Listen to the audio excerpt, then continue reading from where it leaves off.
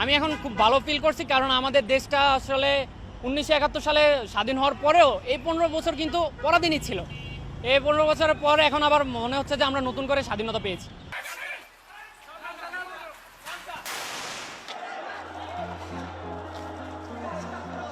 গ্রহণ করতেছি যে আমি আইন অনুযায়ী অকৃত্রিম বিশ্বাস ও আনুগত্য। এটা অনেক বড় দায়িত্ব আমরা পেয়েছি, আমরা নিয়েছি দেশের জন্য। আমরা হয়তো কখনো এটা অ্যাম্বিশনও করিনি যে এত বড় দায়িত্ব আমরা এই বয়সে কখনো নিব।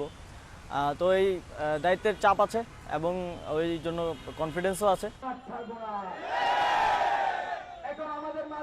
আমাদের পলিটিক্যাল এক্সপিরিয়েন্স যেমন ছিল না, বাট আমাদের নেতৃত্বেই কিন্তু আসলে একটি গণ অভ্যুত্থান আসলে হয়েছে, ছাত্রদের নেতৃত্বেই হয়েছে। তো আমরা মনে করি যেই ছাত্ররা গণ অভ্যুত্থানে নেতৃত্ব দিতে সক্ষম, সেই ছাত্ররা বা ছাত্র নাগরিকরা রাষ্ট্র গঠনেও দক্ষ নেতৃত্ব দিতে সক্ষম।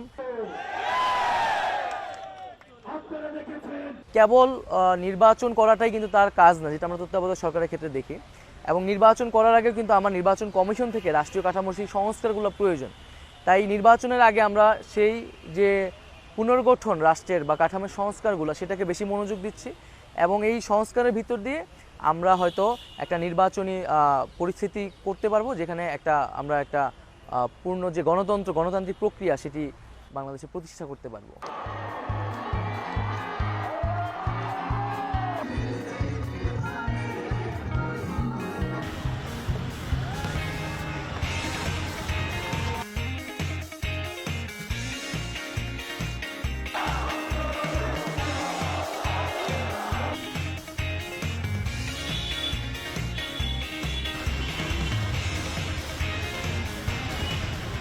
I think now we can see the neutral result, right? You know, there is no BMP, there is no Awami League. So I think we can hope that best will come out from them.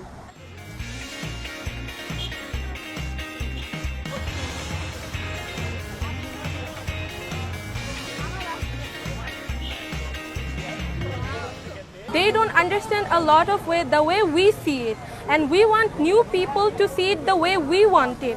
As you know, the previous government and our youth's perspective are not very same.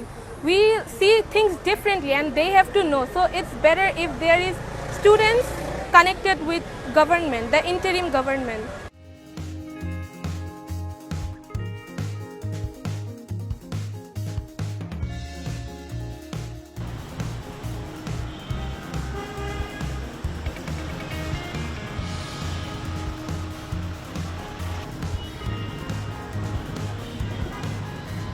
Professor Yunus and his team must keep in their mind that their main responsibility is to hold an election, and before that to restore law and order situation.